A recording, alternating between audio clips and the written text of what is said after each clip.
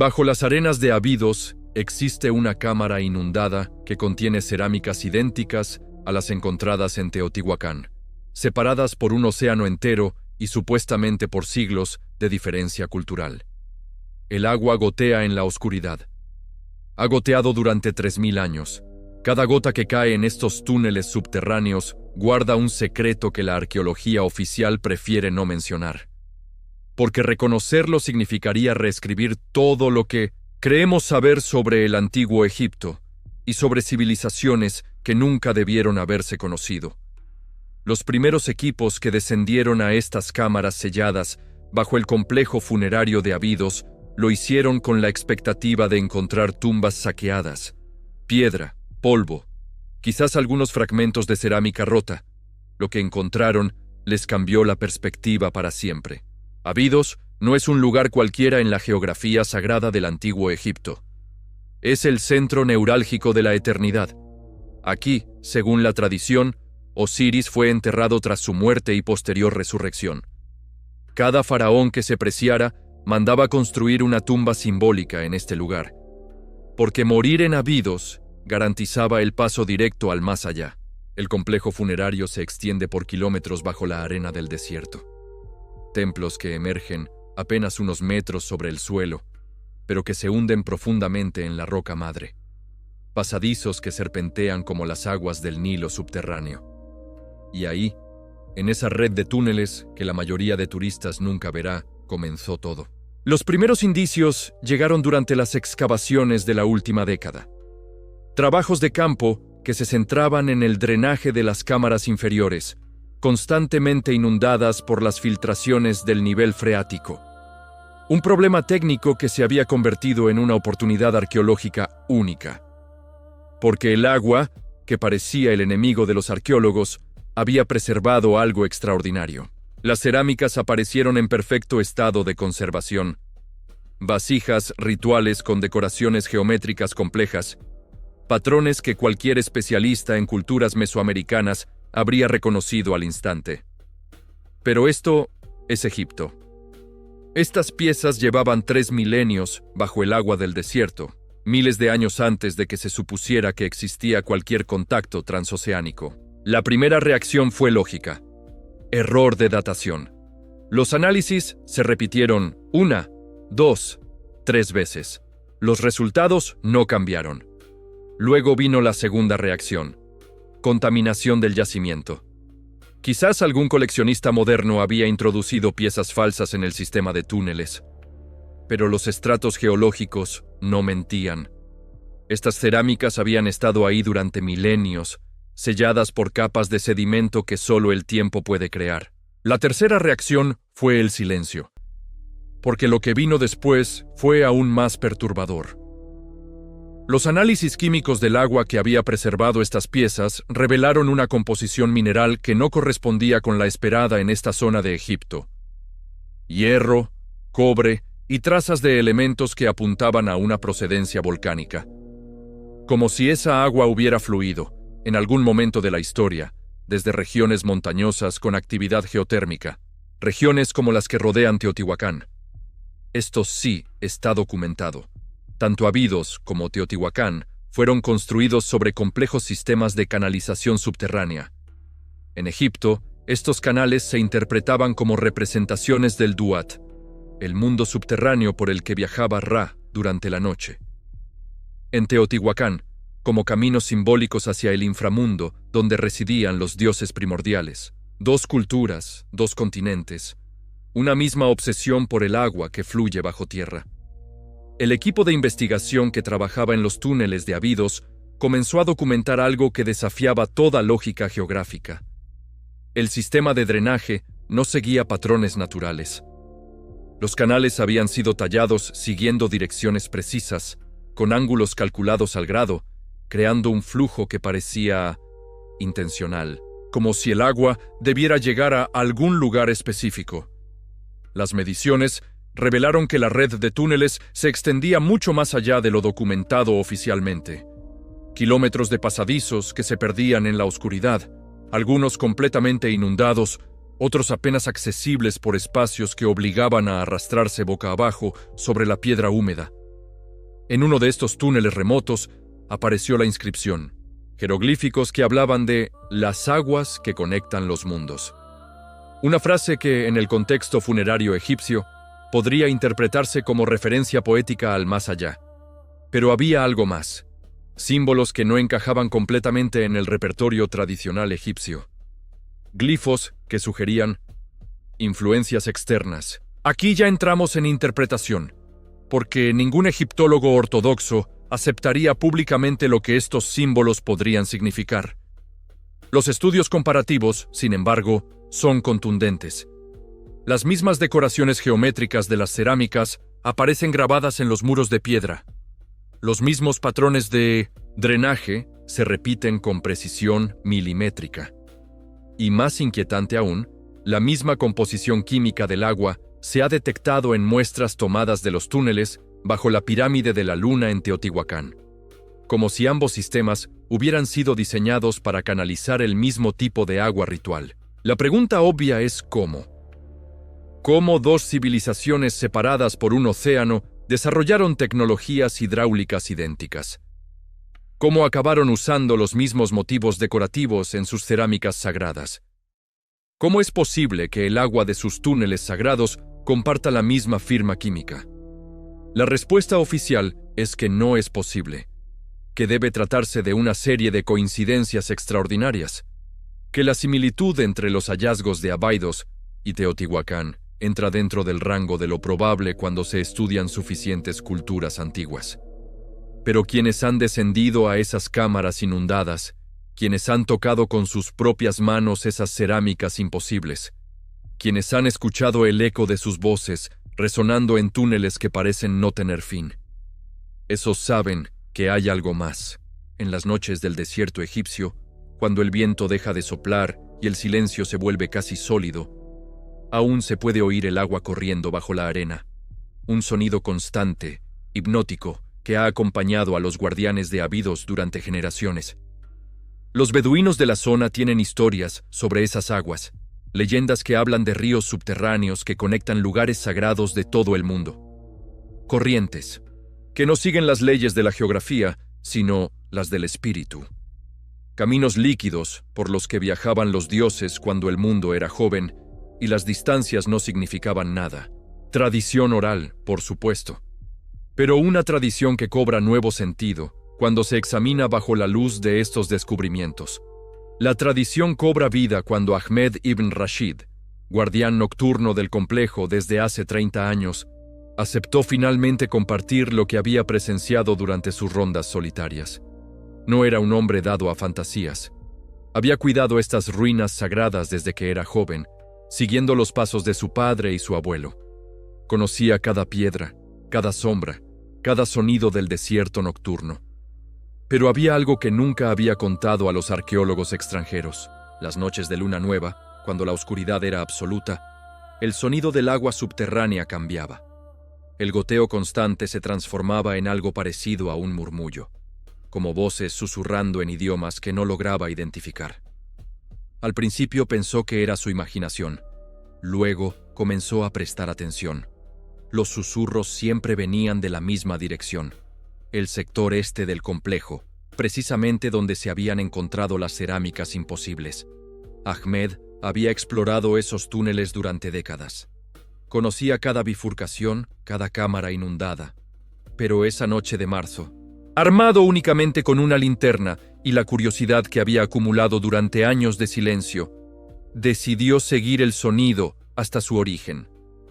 Lo que descubrió cambió su percepción de Abidos para siempre. Más allá de las cámaras ya conocidas, el túnel se abría hacia una sala circular tallada directamente en la roca madre. El techo, a más de 10 metros de altura, estaba cubierto de jeroglíficos que nunca había visto antes. Pero no eran los símbolos lo que captó su atención inmediatamente. Era el agua. En el centro de la sala, una fuente natural brotaba del suelo rocoso. No un simple manantial, sino algo que desafiaba toda lógica hidrogeológica. El agua emergía con fuerza suficiente para crear un pequeño geyser, formando un estanque circular perfectamente delimitado por bloques de piedra tallada. Piedra que no era local, Ahmed conocía la geología de la región. Había visto a los especialistas clasificar cada tipo de roca durante las excavaciones. Esta piedra tenía una textura diferente. Un color que tiraba hacia el verde oscuro, con vetas que parecían contener cristales microscópicos. Material que no existía en un radio de cientos de kilómetros alrededor de Abidos. El agua del estanque era cristalina, pero tenía una temperatura que no correspondía con la del ambiente subterráneo. Tibia, casi corporal. Y cuando Ahmed se atrevió a tocarla, sintió una corriente eléctrica muy sutil recorriendo sus dedos. Los jeroglíficos del techo contaban una historia que ningún manual de egiptología había documentado jamás. Hablaban de Tot, el dios de la sabiduría, recibiendo visitantes de las tierras más allá del gran agua salada. Describan rituales realizados en esta cámara específica durante las dinastías más antiguas, ceremonias que involucraban no solo a los sacerdotes de Osiris, sino a los portadores del conocimiento del lugar donde nace el sol de Jade. Sol de Jade. Una expresión que no tiene sentido en el contexto egipcio tradicional, donde Ra es invariablemente de oro, pero que encaja perfectamente con las concepciones solares de las culturas mesoamericanas. Ahmed fotografió cada jeroglífico con su teléfono móvil. Imágenes que, semanas después, llegarían a manos del equipo arqueológico internacional y desatarían una cadena de eventos que aún continúa desarrollándose. Porque los textos no se limitaban a mencionar visitantes extranjeros. Describían intercambios de conocimiento, técnicas de momificación que incorporaban resinas vegetales del lugar de las montañas que escupen fuego, métodos de construcción que utilizaban la geometría sagrada de los constructores del otro lado del agua, rituales funerarios que combinaban las tradiciones osíricas con los caminos del inframundo que conocen los señores del jade y la pluma. La traducción completa de estos textos llevó meses de trabajo. Especialistas en lenguas antiguas de 3 universidades diferentes colaboraron para descifrar glifos que, en muchos casos, parecían ser híbridos entre la escritura egipcia clásica y sistemas de notación desconocidos. Lo que emergió de este trabajo fue una cronología que desafía todo lo establecido sobre el desarrollo de las civilizaciones antiguas. Los textos databan del reinado de Narmer, el primer faraón que unificó el Alto y el Bajo Egipto hace más de 5000 años. Hablaban de expediciones que no navegaron río arriba por el Nilo, sino siguiendo el camino de Ra hasta la tierra donde renace cada día. Describan travesías que duraban 4 estaciones completas, viajes que llevaban a los expedicionarios egipcios hasta las tierras de las pirámides escalonadas y los dioses emplumados. 4 estaciones, 1 año entero de viaje. Las matemáticas son implacables. Con los medios de navegación disponibles en el año 3000 a.C., un viaje de 1 año de duración desde Egipto solo podía tener un destino posible: América.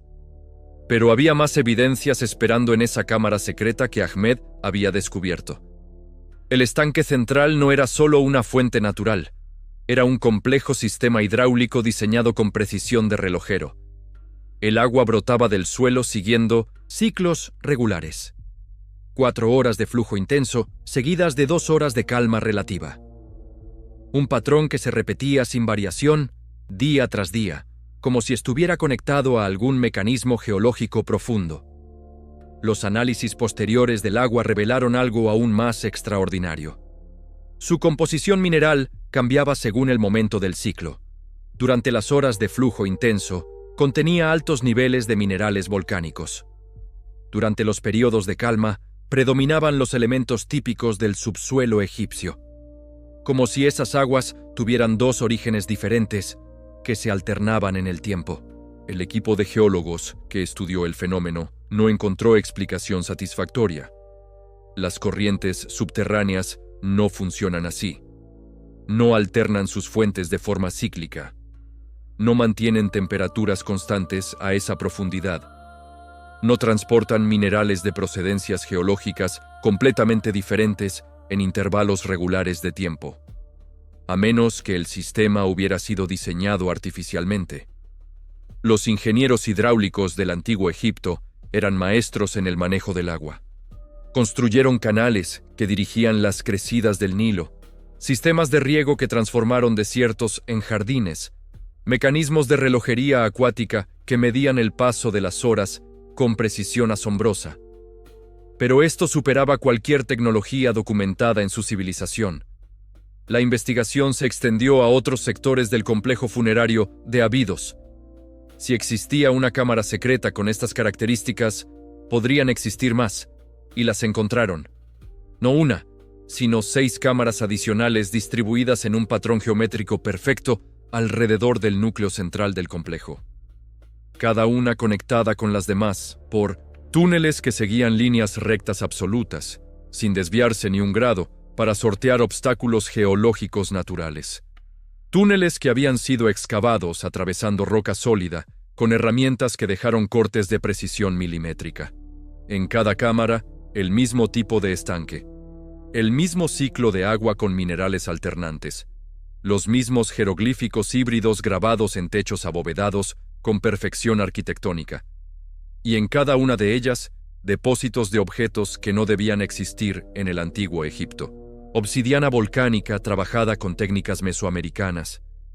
Tejidos de fibras vegetales que solo crecen en climas tropicales. Instrumentos musicales de viento que reproducen las escalas pentatónicas características de las culturas andinas. Máscaras funerarias que combinaban el estilo egipcio con motivos decorativos inequívocamente americanos. El inventario completo de estos hallazgos permanece clasificado, oficialmente, por razones de seguridad del yacimiento, extraoficialmente, porque su publicación obligaría a reescribir los manuales de historia antigua desde la primera página. Los textos jeroglíficos de estas cámaras adicionales proporcionaban detalles aún más específicos sobre los contactos transoceánicos.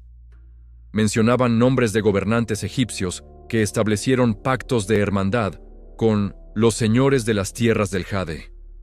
Describían intercambios de conocimientos astronómicos, técnicas arquitectónicas, métodos de preservación de alimentos para viajes largos.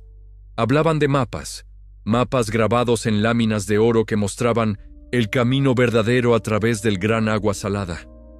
Rutas que aprovechaban corrientes oceánicas específicas, patrones de vientos estacionales, puntos de referencia astronómica para navegar durante meses sin perder el rumbo.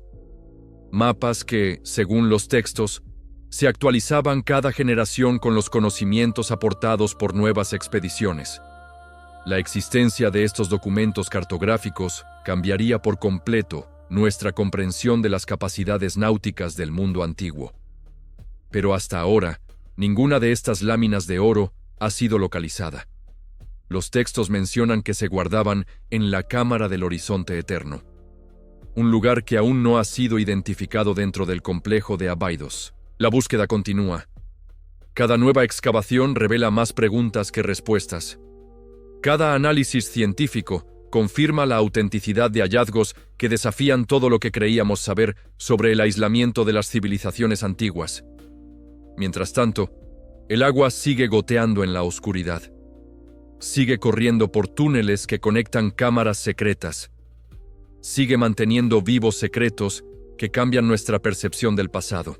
Y Ahmed ibn Rashid sigue haciendo sus rondas nocturnas, escuchando los susurros que emergen de las profundidades. Susurros que ahora entiende que no son producto de su imaginación, sino ecos de conversaciones que tuvieron lugar hace milenios entre culturas que la historia oficial dice que nunca se conocieron. Ecos de un mundo antiguo mucho más conectado de lo que jamás imaginamos. Los rituales nocturnos en aquella cámara secreta no habían terminado con la caída del Imperio Antiguo. Ahmed lo descubrió durante los meses siguientes a su hallazgo inicial, cuando comenzó a documentar sistemáticamente los cambios en el comportamiento del agua subterránea. Las fluctuaciones seguían un calendario que ningún geólogo moderno había logrado explicar, pero que encajaba perfectamente con el calendario ritual egipcio más antiguo. Durante la época de Akhet, cuando las aguas del Nilo inundaban los campos cada año, el manantial subterráneo de Abidos experimentaba sus ciclos más intensos. El agua brotaba con tal fuerza que llegaba a formar pequeñas cascadas que caían desde el techo de la cámara, creando un eco que resonaba por todo el sistema de túneles como el latido de un corazón gigantesco. Los antiguos egipcios dividían su año en 3 estaciones de 4 meses cada una. Akhet era la inundación, Peret, la germinación, Shemu, la cosecha. 3 ciclos que regían no solo la agricultura, sino toda la vida espiritual del reino de los faraones. Y el agua de Abidos respondía a cada uno de estos ciclos con precisión milimétrica. Durante Peret, cuando las semillas germinaban en los campos húmedos del valle del Nilo, la composición química del manantial cambiaba radicalmente. Los minerales volcánicos desaparecían casi por completo, reemplazados por oligoelementos típicos de suelos fértiles: calcio, fósforo, nitrógeno, los mismos nutrientes que alimentan las plantas durante su crecimiento. En Shemu, la estación de la cosecha, el agua adquiría un tono dorado apenas perceptible, y su temperatura aumentaba a 3 grados exactos, como si estuviera celebrando la abundancia junto con los campesinos que trabajaban bajo el sol implacable del desierto. Estos cambios estacionales no tenían explicación geológica racional. Los acuíferos subterráneos no responden a calendarios humanos. No alteran su composición química siguiendo rituales agrícolas. No modifican su temperatura en función de celebraciones religiosas, a menos que hubieran sido diseñados específicamente para hacerlo. Ahmed comenzó a llevar un diario detallado de sus observaciones, anotaciones que compartía discretamente con el equipo de arqueólogos, pero que guardaba celosamente de las autoridades oficiales del Ministerio de Turismo y Antigüedades. Sabía que revelaciones de esta magnitud podrían resultar en la clausura indefinida del sitio, o peor aún, en el sellado permanente de las cámaras subterráneas. Sus notas documentaban algo que superaba incluso los descubrimientos anteriores. El agua no solo cambiaba según las estaciones egipcias tradicionales, también respondía a eventos astronómicos específicos que habían sido sagrados para los antiguos constructores de pirámides. Durante los equinoccios, cuando el día y la noche tienen la misma duración en todo el planeta, el manantial experimentaba lo que Ahmed describía como respiraciones profundas. Periodos de 8 horas durante los cuales el flujo se intensificaba gradualmente hasta alcanzar un máximo, para luego decrecer con la misma lentitud hipnótica. Los solsticios provocaban el efecto contrario. El agua se calmaba hasta convertirse en un espejo perfectamente inmóvil, reflejando las antorchas de Ahmed con una nitidez que parecía sobrenatural. Silencio absoluto, como si la fuente estuviera conteniendo la respiración durante las noches más largas y más cortas del año. Pero era durante los eclipses cuando ocurrían los fenómenos más extraordinarios. El eclipse lunar de noviembre del año pasado coincidió con una de las rondas nocturnas de Ahmed. Había bajado a la cámara secreta llevando equipo de medición prestado discretamente del laboratorio arqueológico, un termómetro digital, papel de tornasol para medir la acidez del agua y una pequeña cámara de vídeo que había comprado con sus propios ahorros. Lo que documentó esa noche cambió su comprensión de lo que realmente era aquel lugar. A medida que la sombra de la Tierra comenzaba a cubrir la luna llena, el agua del estanque subterráneo empezó a emitir una luminiscencia tenue, pero inconfundible. Un resplandor azulado que no procedía de ninguna fuente externa de luz, sino del propio líquido. Ahmed había presenciado fenómenos de bioluminiscencia en documentales sobre el mar, microorganismos que producen luz propia cuando se agitan. Pero esto era diferente. El resplandor no fluctuaba ni respondía al movimiento.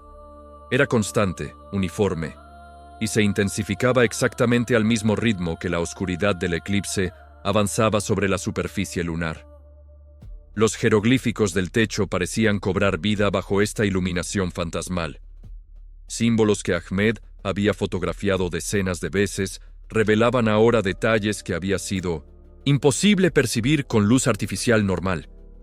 Pequeños grabados dentro de grabados más grandes. Mapas estelares que mostraban constelaciones en posiciones que no correspondían con el cielo nocturno actual. Y algo más perturbador: figuras humanas vestidas con las ropas tradicionales de los sacerdotes de Osiris, pero portando objetos que no pertenecían al repertorio cultural egipcio. Bastones rematados con formas que evocaban plumas estilizadas, tocados que combinaban la corona del Alto Egipto con elementos decorativos que parecían inspirados en aves tropicales. Sandalias con suelas que mostraban patrones geométricos idénticos a los encontrados en las cerámicas imposibles. El eclipse alcanzó su fase total a las 3 de la madrugada. La luminiscencia del agua llegó entonces a su punto máximo, iluminando toda la cámara con una claridad que permitía leer los jeroglíficos más pequeños sin necesidad de linterna. Fue en ese momento cuando Ahmed descubrió la entrada secreta. Apenas visible. Una línea tan fina como un cabello humano, pero que recorría toda la altura de la pared desde el suelo hasta el techo abovedado. Ahmed aproximó su mano a la fisura y sintió una corriente de aire fresco fluyendo desde el interior. Aire que transportaba aromas imposibles en el corazón del desierto egipcio. Humedad tropical, esencias vegetales que recordaban a bosques lluviosos. Presionó suavemente contra la pared. La piedra cedió hacia el interior con un mecanismo tan bien equilibrado que bastaba la fuerza de un dedo para activarlo. Un panel rectangular de 2 metros de altura se deslizó silenciosamente hacia un lado, revelando un corredor que se perdía en la oscuridad. El eclipse duró 73 minutos en su fase total. Ahmed tuvo tiempo suficiente para explorar los primeros 100 metros de aquel nuevo túnel, antes de que la luz lunar comenzara a reaparecer y el resplandor del agua empezara a desvanecerse. Lo que encontró redefinió por completo su comprensión de la extensión real del complejo subterráneo de Abidos. El corredor no descendía como los demás túneles del sistema. Se mantenía perfectamente horizontal, excavado a través de estratos geológicos que requerían técnicas de ingeniería extraordinariamente sofisticadas para evitar derrumbes. Las paredes mostraban la misma precisión de corte que había caracterizado todas las demás cámaras secretas, pero con un acabado aún más refinado. Piedra pulida hasta conseguir una superficie que parecía cristal negro. A los 50 metros, el túnel se abría hacia una sala rectangular que claramente había servido como taller. Mesas de piedra tallada con la altura exacta para trabajar de pie. Canales de drenaje que conducían líquidos hacia depósitos subterráneos. Hornos excavados directamente en la roca, con chimeneas de ventilación que se perdían hacia niveles superiores del complejo. Y herramientas. Herramientas que no correspondían con ninguna tecnología documentada en el antiguo Egipto. Instrumentos de precisión para trabajar metales. Cinceles con mangos de madera petrificada y filos que mantenían su agudeza después de milenios de abandono. Recipientes de medición graduados con una exactitud que habría sido envidiable incluso para los alquimistas medievales más avanzados. En las mesas de trabajo, residuos cristalizados de sustancias que Ahmed no logró identificar. Polvos de colores que iban desde el dorado intenso hasta verdes que parecían contener luz propia. Fragmentos de lo que podrían haber sido vidrios, pero con una transparencia y una dureza que superaban cualquier material conocido en la antigüedad. Los muros del taller estaban cubiertos de diagramas técnicos grabados directamente en la piedra. Planos arquitectónicos que mostraban secciones transversales de construcciones piramidales, pero con cámaras internas dispuestas según geometrías que no aparecían en ninguna pirámide egipcia conocida. Diagramas de sistemas hidráulicos que conectaban diferentes niveles de las construcciones mediante tuberías de sección circular perfecta. Esquemas de lo que parecían ser mecanismos de relojería accionados por flujos de agua, capaces de medir tiempo, activar puertas y regular la temperatura de cámaras específicas. Y mapas. Mapas que mostraban el Valle del Nilo con un nivel de detalle cartográfico que no se alcanzaría oficialmente hasta la época ptolemaica, más de 2000 años después de la construcción de las primeras pirámides. Mapas que incluían también costas marítimas reconocibles como pertenecientes al Océano Atlántico. con rutas marcadas mediante líneas punteadas que conectaban el delta del Nilo con territorios que corresponden geográficamente con las costas americanas. El eclipse terminó antes de que Ahmed pudiera documentar completamente todo lo que había encontrado en el taller. La luminiscencia del agua se desvaneció gradualmente, y con ella se cerró automáticamente el panel secreto que daba acceso al corredor oculto. Ahmed intentó volver a abrirlo presionando en el mismo lugar, pero la piedra se había vuelto completamente sólida, como si el mecanismo solo respondiera a condiciones astronómicas específicas. Tuvo que esperar hasta el siguiente eclipse lunar, 4 meses después, para continuar su exploración. Durante esa segunda oportunidad, Ahmed llevó mejor equipo de documentación y se concentró en fotografiar sistemáticamente todos los diagramas y mapas del taller, pero también se aventuró más allá, siguiendo el túnel horizontal hasta su final. A 200 metros de la cámara principal, el corredor terminaba en una sala circular de dimensiones impresionantes. Un espacio de 30 metros de diámetro con pavimento, el techo abovedado más alto que había visto en todo el complejo subterráneo. Y en el centro, elevado sobre una plataforma de 3 escalones concéntricos, se alzaba una estructura que desafió todas sus expectativas. Era un altar, pero no un altar egipcio tradicional. La base rectangular estaba tallada en el mismo tipo de piedra verde que había encontrado en 1900. Los estanques de las otras cámaras, pero la superficie superior mostraba una depresión circular perfecta, como diseñada para contener algún objeto esférico de gran tamaño. Alrededor de la depresión central, grabados en relieve con una precisión extraordinaria, corrían inscripciones en jeroglíficos que Ahmed reconoció inmediatamente como pertenecientes al período más arcaico de la escritura egipcia. Textos que mencionaban rituales de comunicación con los guardianes de las aguas eternas y ceremonias destinadas a mantener abiertos los caminos entre los mundos. Pero lo más impresionante no era el altar en sí, sino lo que lo rodeaba. Las paredes circulares de la sala estaban completamente cubiertas de representaciones astronómicas. No simples mapas estelares, sino diagramas tridimensionales que mostraban las posiciones relativas de planetas, estrellas y otros cuerpos celestes con un nivel de precisión que no se volvería a alcanzar hasta la astronomía renacentista. Calendarios lunares que abarcaban periodos de miles de años, predicciones de eclipses calculadas con décadas de anticipación, tablas de mareas oceánicas que incluían costas marítimas de continentes que oficialmente no habían sido descubiertos hasta la época de Colón, y en el sector norte de la sala, la representación más detallada que Ahmed había visto jamás del viaje nocturno de Ra a través del Duat, el inframundo egipcio. Pero esta versión del mito incluía estaciones intermedias que no aparecían en ningún texto funerario tradicional. Lugares descritos como puertos de las aguas que cruzan el vacío y templos de los hermanos del otro lado del Gran Círculo de Agua. El Gran Círculo de Agua. Una descripción del Océano Atlántico que anticipaba por milenios el conocimiento geográfico que se suponía exclusivo de las civilizaciones posteriores al Renacimiento. Ahmed documentó todo lo que pudo durante las pocas horas que duró aquel segundo eclipse. Fotografías, mediciones, transcripciones de textos jeroglíficos que llevarían meses descifrar completamente. Cuando regresó a la superficie, llevaba consigo evidencias de una red de conocimiento intercontinental que había funcionado durante la época más temprana de la civilización egipcia. Una red que conectaba los templos del Nilo con centros ceremoniales al otro lado del mundo mediante rutas marítimas regulares e intercambios culturales sistemáticos. Evidencias que cambiarían para siempre nuestra comprensión de lo que fueron capaces de lograr nuestros antepasados cuando trabajaban unidos por propósitos que trascendían las fronteras geográficas y las diferencias culturales. El agua sigue goteando en la oscuridad de Abidos. Sigue marcando el ritmo de secretos que esperan ser completamente revelados.